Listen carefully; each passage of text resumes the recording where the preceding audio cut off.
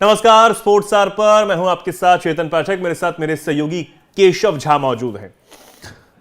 जब ऑस्ट्रेलिया की सीरीज हुई उस दौरान जिस तरीके से ड्रेसिंग रूम में बहुत कुछ होता है, गंभीर और रोहित शर्मा के बीच में बातें निकलकर सामने आती हैं। गंभीर बेहद नाराज होते हैं, प्रेस कॉन्फ्रेंस में मीडिया के सामने कहते हैं ये बहुत गलत बात है, ड्रेसिंग रूम की चीजें ऐसे बाहर नहीं आनी चाहिए। तब कहीं ना कहीं यकीन होता है कि कुछ तो खटपट हुई है भैया, कुछ तो हुआ है। लेकिन हुआ क्या, कैसे हुआ, क्यों हुआ, ये कहीं ना कहीं क्रिकेट प्रेमियों के मन में चल रहा था। हमने उस दौरान वीडियो के जरिए तमाम बातें समझाने की आपको कोशिश की, लेकिन अब रोहित शर्मा की अकल ठिकाने आ गई है, यह कहीं ना कहीं कहा जा सकता है। दरअसल खबर है कि आज जो इंग्लैंड से मैच चल रहा है वनडे, उससे पहले टीम के साथ रोहित शर्मा और गौतम गंभीर जो कि टीम के हेड कोच हैं, वो नजर आए एक होटल में। कुछ वीडियो तस्वीरें वायरल हुई और उसमें कहीं ना कहीं ये देखा गया कि रोहित बहुत अच्छे से बात करते हुए गंभीर से नजर आ रहे हैं। अटकलें हैं कि सारे जो गिले शिकवे हैं वो दूर हो गए हैं, या फिर ये कहें कि रणजी खेलते ही रोहित शर्मा की अकल ठिकाने आ गई है। केशव मेरे साथ हैं। केशव, क्या कहेंगे आप इस पर? बिल्कुल, देखिए, जो बीसीसीआई की हालिया रिव्यू मीटिंग हुआ था चेतन 11 जनवरी को, उसमें जो फैसले लिए गए थे वो कहीं ना कहीं कह सकते हैं कि दोनों कोच और कप्तान दोनों के अकल ठिकाने लगा दिए हैं। इसमें सिर्फ रोहित शर्मा को ही नहीं रणजी ट्रॉफी भेजा गया था, कोच गंभीर के भी जो पर्सनल मीडिया मैनेजर हैं, हाँ। गौरव अरोड़ा, अगर मैं सही हूं तो गौरव अरोड़ा के भी अकल ठिकाने लगाए गए। और परसों ये खबर आई गई कि एक तरीके से डिक्टेट बीसीसीआई ने जारी कर दिया कोच गंभीर के लिए कि उनके मैनेजर उनके साथ किसी भी विदेशी दौरे पे नहीं जाएंगे, ना ही वो किसी टीम होटल में रुक सकते हैं, ना ही टीम के वीआईपी बॉक्स में बैठ सकते हैं, ना ही पवेलियन में जा सकते हैं, ना ही बस में घुलने मिलने वाला सिस्टम खत्म कर दिया गया, खत्म कर दिया, क्योंकि आप आपके निजी मैनेजर, वो टीम के मैनेजर नहीं है।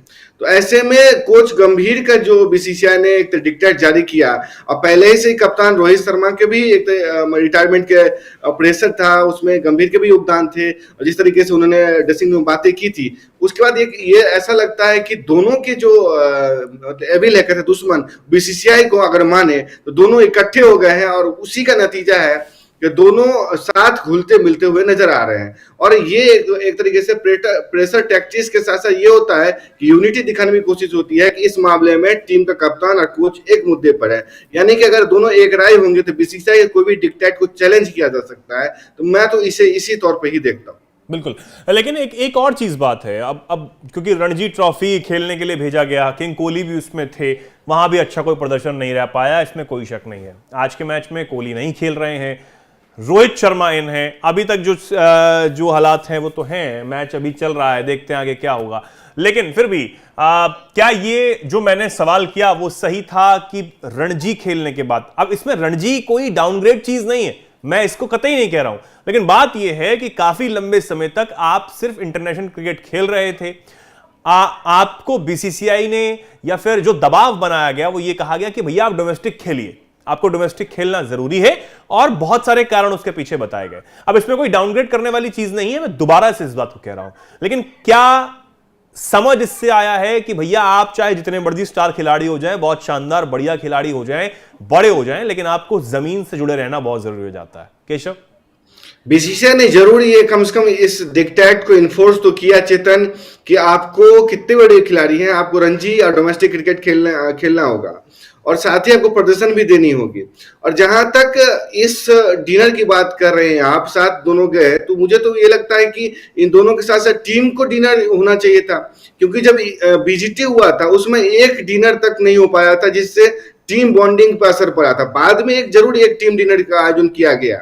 तो इस इंग्लैंड के खिलाफ T20 की समाप्ति के बाद और वनडे टीम की शुरुआत के दौरान अगर एक टीम डिनर साथ में हो जाता तो इसमें क्या बुराई थी। लेकिन कोच कप्तान साथ जाते हैं, ये बताता है कि दोनों किसी मतलब कि दोनों की ट्यूनिंग स्थापित करने की कोशिश कर रहे हैं, क्योंकि दोनों में मतभेद की खबरें सामने आई थी बीजीटी टेस्ट के सीरीज के दौरान।